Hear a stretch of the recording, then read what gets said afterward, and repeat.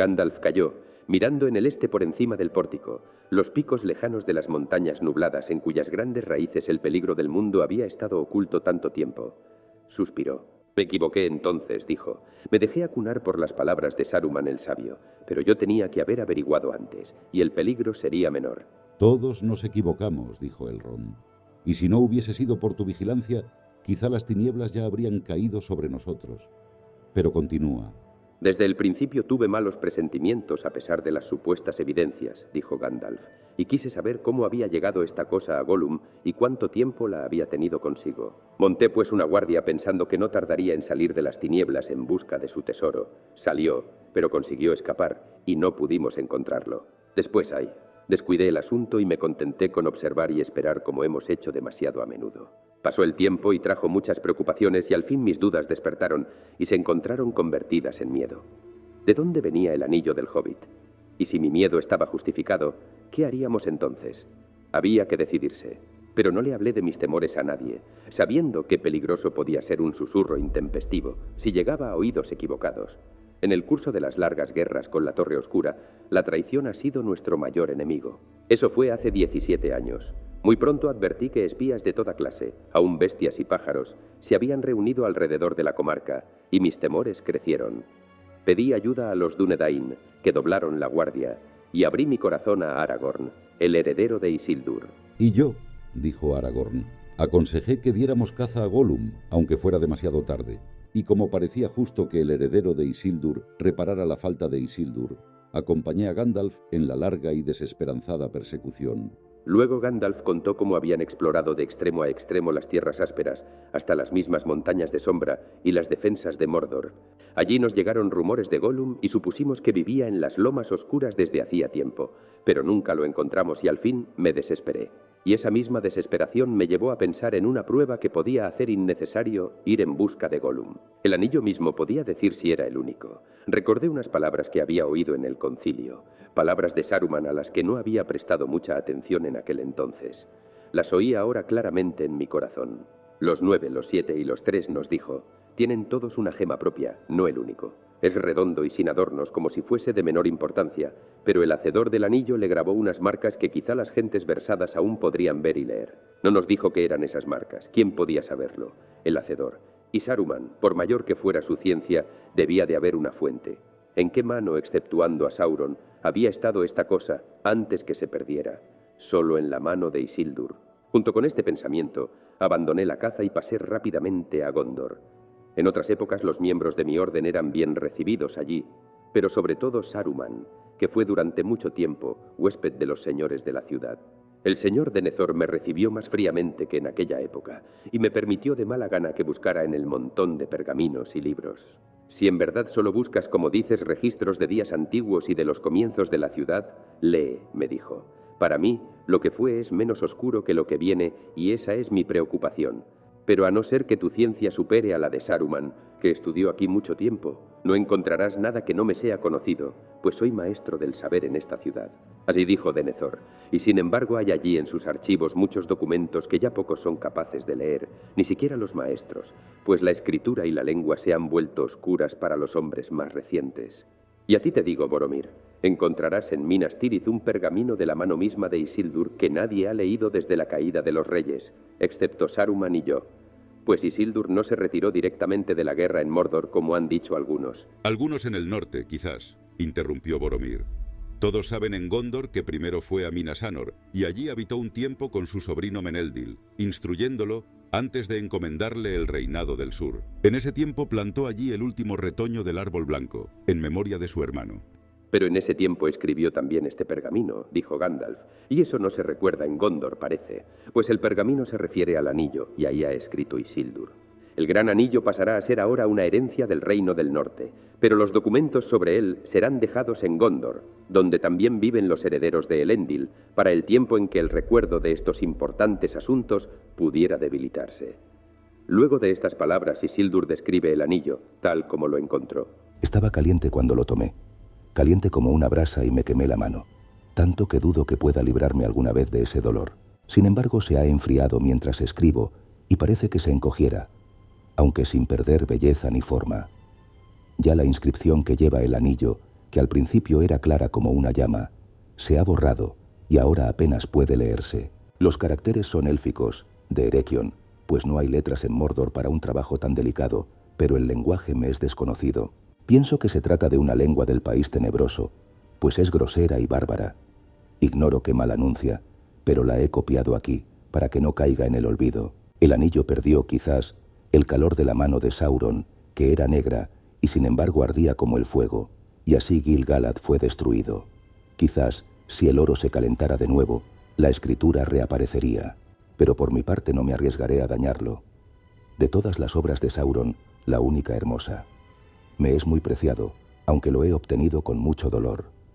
Leí estas palabras y supe que mi pesquisa había terminado, pues como Isildur había supuesto, la inscripción había sido grabada en la lengua de Mordor y los sirvientes de la torre, y lo que ahí se decía era ya conocido. Pues el día en que Sauron se puso el único por primera vez Celebrimbor, hacedor de los tres, estaba mirándolo y oyó desde lejos cómo pronunciaba estas palabras, y así se conocieron los malvados propósitos de Sauron. Me despedí enseguida de Denethor, pero iba aún hacia el norte cuando me llegaron mensajes de Lórien, que Aragorn había estado allí y que había encontrado a la criatura llamada Gollum. Lo primero que hice fue ir a buscarlo y escuchar su historia. No me atrevía a imaginar los peligros mortales a que habría estado expuesto. No hay por qué recordarlos, dijo Aragorn. Si un hombre tiene que pasar delante de la Puerta Negra o pisar las flores mortales del Valle de Morgul, conocerá el peligro. Yo también desesperé al fin y emprendí el camino de vuelta. Y he ahí que la fortuna me ayudó entonces y tropecé con lo que buscaba, las huellas de unos pies blandos a orillas de un estanque cenagoso. Las huellas eran frescas, de pasos rápidos, y no iban hacia Mordor, se alejaban. Las seguí por las orillas de las ciénagas muertas y al fin lo alcancé. En acecho junto a una laguna, mirando las aguas estancadas mientras caía la noche, así atrapé a Gollum. Un barro verde le cubría el cuerpo. Nunca nos entenderemos, parece, pues me mordió y yo no me mostré amable. No obtuve nada de su boca, excepto la marca de unos dientes. Creo que esa fue la peor parte del viaje, el camino de vuelta, vigilándolo día y noche, obligándolo a caminar delante de mí con una cuerda al cuello, amordazado, llevándolo siempre hacia el bosque negro, hasta que la falta de agua y comida lo ablandaron un poco. Al fin llegamos allí y lo entregué a los elfos, como habíamos convenido, y me alegró librarme de él, pues cedía. Por mi parte espero no verlo más, pero Gandalf llegó y tuvo con él una larga conversación. Sí. Larga y fatigosa, dijo Gandalf, pero no sin provecho. Ante todo, lo que me dijo de la pérdida del anillo concuerda con lo que Bilbo nos ha contado por vez primera abiertamente. Aunque esto no importa mucho, pues yo había adivinado la verdad.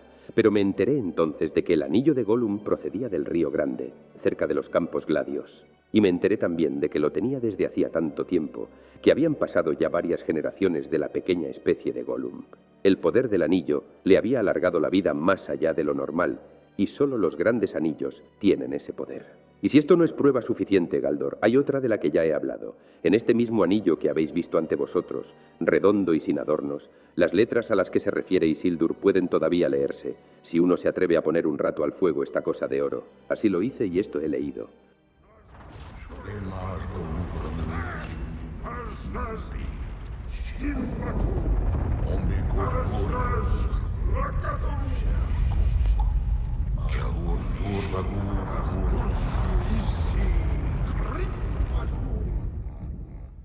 Hubo un cambio asombroso en la voz del mago, de pronto amenazadora, poderosa, dura como piedra. Pareció que una sombra pasaba sobre el sol del mediodía y el pórtico se oscureció un momento. Todos se estremecieron y los elfos se taparon los oídos. Nunca jamás se ha atrevido voz alguna a pronunciar palabras en esa lengua aquí en Imladris, Gandalf el Gris, dijo Elrond mientras la sombra pasaba y todos respiraban otra vez. Y esperemos que nadie las repita aquí de nuevo, respondió Gandalf. Sin embargo, no pediré disculpas, Elrond, pues si no queremos que esa lengua se oiga en todos los rincones del oeste, no dudemos de que este anillo es lo que dijeron los sabios, el tesoro del enemigo cargado de maldad, y en él reside gran parte de esa fuerza que nos amenaza desde hace tiempo. De los años oscuros vienen las palabras que los herreros de Eregion oyeron una vez cuando supieron que habían sido traicionados. Un anillo para gobernarlos a todos, un anillo para encontrarlos, un anillo para atraerlos a todos y atarlos en las tinieblas. Sabed también, mis amigos, que aprendí todavía más de Gollum. Se resistía a hablar y su relato no era claro, pero no hay ninguna duda de que estuvo en Mordor y que allí le sacaron todo lo que sabía. De modo que el enemigo sabe que el único fue encontrado y que desde hace tiempo está en la comarca, y como sus sirvientes lo han perseguido casi hasta estas puertas, pronto sabrá, quizás ya sabe, ahora mismo, que lo tenemos aquí.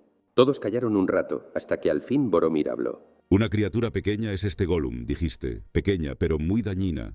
¿Qué se hizo de él? ¿Qué destino le reservaste? Lo tenemos encarcelado. Pero nada más, dijo Aragorn. Ha sufrido mucho. No hay duda de que fue atormentado, y el miedo a Sauron es un peso que le oscurece el corazón. Sin embargo, soy el primero en alegrarse de que esté al cuidado de los elfos del Bosque Negro. La malicia de Gollum es grande, y le da una fuerza difícil de creer en alguien tan flaco y macilento. Podría hacer aún muchas maldades si estuviese libre, y no dudo de que le permitieron salir de Mordor con alguna misión funesta. ¡Ay, ay!, gritó Legolas, y el hermoso rostro élfico mostraba una gran inquietud. Las noticias que me ordenaron traer tienen que ser dichas ahora. No son buenas, pero solo aquí he llegado a entender qué malas pueden ser para vosotros. Sméagol, ahora llamado Gollum, ha escapado.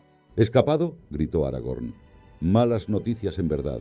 Todos lo lamentaremos amargamente, me temo. ¿Cómo es posible que la gente de Thranduil haya fracasado de este modo? No por falta de vigilancia, dijo Legolas, pero quizá por exceso de bondad, y tememos que el prisionero haya recibido ayuda de otros, y que estén enterados de nuestros movimientos más de lo que desearíamos. Vigilamos a esta criatura día y noche, como pidió Gandalf, aunque la tarea era de veras fatigosa.